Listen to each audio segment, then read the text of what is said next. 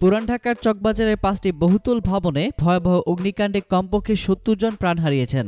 মৃত্যুর এই সংখ্যা আরও বাড়তে পারে। প্রাথমিকভাবে কয়েকজনের মরদেহ উদ্ধার করা হলেও আগুন নিয়ন্ত্রণে আসতে একের পর এক উদ্ধার হচ্ছে নিথর ঝলসানো দেহ। অগ্নিকাণ্ডস্থলে fire service and civil defence সূত্রে জানা যায়, আজ সকাল পর্যন্ত ৭০ মরদেহ উদ্ধার করা হয়েছে। আগুনে দগ্ধ বা আহত হয়ে এখন পর্যন্ত ঢাকা মেডিকেল কলেজ হাসপাতালে ভর্তি হয়েছেন ৪১ জন।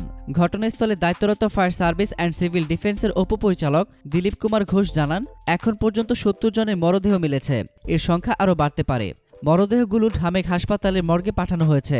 গতকাল রাত 10:30টার দিকে অগ্নিকাণ্ডের সূত্রপাত হওয়ার ৯ ঘণ্টা পরও তা পুরোপুরি নেভানো সম্ভব হয়নি। অগ্নি নির্বাপক বাহিনী ৩৭টি ইউনিট আগুন নেভাতে কাজ করছে।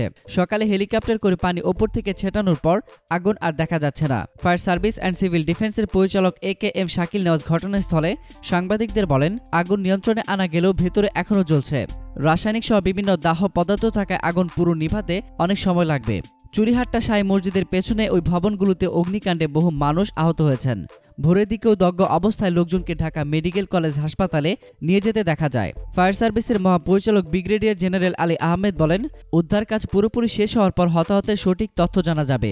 এর আগে গতকাল রাত 10:38 চকবাজারের নন্দকুমার দত্ত রোডের শেষ মাথায় মসজিদের পাশে 64 নম্বর হোল্ডিংয়ের ওয়াহিদ ম্যানশনে অগ্নিকাণ্ডের সূত্রপাত হয়। এলাকাবাসী বলছে, ওই ভবনের কারখানা থেকে আগুন ছড়িয়েছে। কারো কারো মতে বিকট শব্দে সিলিন্ডার বিস্ফোরণের পর আগুন ছড়ায়। ওয়াহিদ ম্যানশনের নিচতলায় প্লাস্টিকের গোডাউন ছিল, ওপরে ছিল পারফিউমের godown. Brigadier general Ali Ahmed Khan বলেন, এখানে প্লাস্টিকের জিনিসপত্র বানায়, বডি স্প্রেও এখানে বানানো হয়। বডি স্প্রে তৈরি দাহ্য পদার্থে আগুন বেশি ছড়িয়েছে। গ্যাস সিলিন্ডার নাকি ট্রান্সমিটার বিস্ফোরণ নাকি বৈদ্যুতিক শর্ট সার্কিট থেকে অগ্নিকাণ্ডের সূত্রপাত, এমন এক প্রশ্নের জবাবে ফায়ার সার্ভিসের ডিজি বলেন, ডিএসসিসির মেয়র সাইদ খোকনের নির্দেশে একটি তদন্ত কমিটি গঠন হচ্ছে। তদন্ত করলেই বোঝা যাবে।